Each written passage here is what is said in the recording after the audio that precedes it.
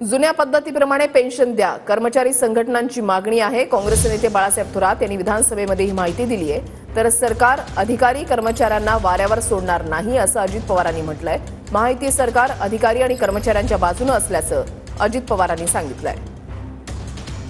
पण असं म्हटलं की शिक्षकांच्या संघटना किंवा कर्मचाऱ्यांच्या संघटना यांनी सुद्धा मान्य केलेलं आहे नवा प्रस्ताव तुमचा की काही रक्कम त्यांनी कपात करून भरायची, काही शासन त्याला देणार। प्रॉव्हिडंट फंड सारखं साधारणतः त्याचं स्वरूप आपलं दिसतंय।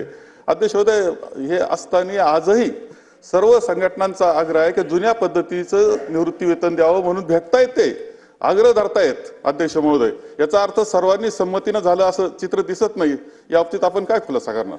मधल्या काळामध्ये देश पातळीवर हा निर्णय झालेला होता, त्यावेळेस मंत्रिमंडळामध्ये हे पण आमच्या बरोबर होते, त्यांनी पण त्याला मान्यता दिली होती। सिनियर मंत्री होते बाळासाहेब थोरात साहेब, कारण हा निर्णय झाला त्यावेळेस ह्या राज्याचे मुख्यमंत्री सन्माननीय विलासराव देशमुख साहेब होते।